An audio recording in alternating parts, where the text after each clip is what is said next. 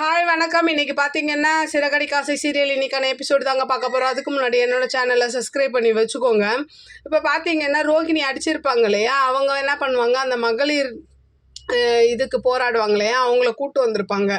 அப்போ அவங்க என்ன பண்ணுவாங்கன்னா, விஜயா வந்து கேட்கும்போது விஜயா ஃபஸ்ட்டு இல்லை நான் அடிக்கலைன்ற மாதிரி சொல்லுவாங்க.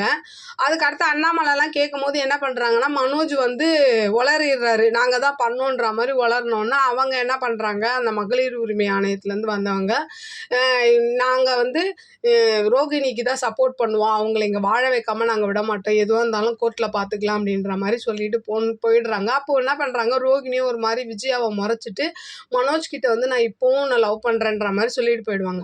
அப்படியே அடுத்த சீன் பார்த்தீங்கன்னா, முத்துவும் மீனாவும் இந்த விஷயத்த வந்து வக்கீல் கிட்ட சொல்லலாம்னு சொல்லிட்டு போகிறாங்க.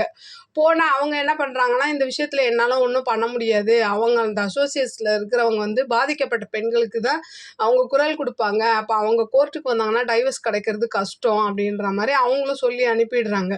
இதை வந்து மீனா என்ன பண்ணுறாங்க, பார்வதி வீட்டில் இருப்பாங்க. அப்போ விஜயா வந்தோடனே நடந்ததெல்லாம் சொல்கிறாங்க, இந்த மாதிரி அவங்க பாதிக்கப்பட்ட பெண்களுக்கு தான் இருப்பாங்களாம், டைவர்ஸ் கிடைக்கிறது கஷ்டமா, ஏன்னா நம்ம தரப்பு நியாயத்தை அவங்களுக்கு புரிய வச்சாதான் அவங்க நம்ம பக்கம் சப்போர்ட் பண்ணுவாங்க அப்படின்ற மாதிரி சொன்னதுக்கப்புறம் சொல்லிட்டு மீனா போயிடுறாங்க.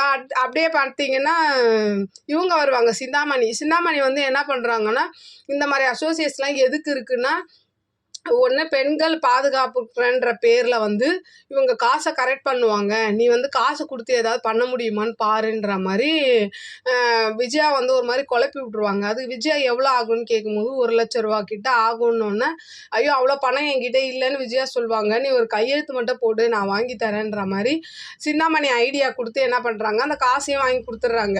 அப்படியே அடுத்த சீன் பார்த்தீங்கன்னா, இந்த விஜயா என்ன பண்ணுறாங்க, அவங்க கொடுத்த காசை வாங்கி எடுத்துக்கிட்டு ரவி ரெஸ்டாரண்ட்டுக்கு அந்த அம்மாவை வர வச்சிடுறாங்க.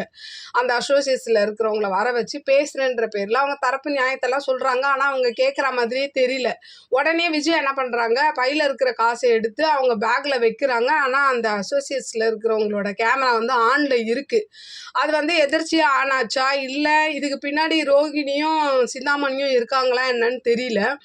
அப்படியே இன்னைக்கான எபிசோடு முடியுது, பார்க்கலாம் இதுலேருந்து விஜயா மீண்டு வருவாங்களா, ஏன்னா மீண்டும் மீண்டும் பிரச்சனையை அவங்க பக்கம் ரொம்ப பெருசாக தான் ஆக்கிட்டு போகிறாங்க. இதுலேருந்து முத்துவும் மீனவும் காப்பாற்றுவாங்களா, இல்லை ரோகிணி ஜெயிப்பாங்களா? உங்களோட கருத்துக்களை என்னோட கமெண்ட் பாக்ஸில் சொல்லுங்கள். என்னோட சேனல் பிடிச்சிருந்தா லைக் பண்ணுங்கள், ஷேர் பண்ணுங்கள், கமெண்ட் பண்ணுங்கள். என்னோட சேனலை சப்ஸ்கிரைப் பண்ணி சப்போர்ட் பண்ணுங்கள். நன்றி, வணக்கம், பாய்.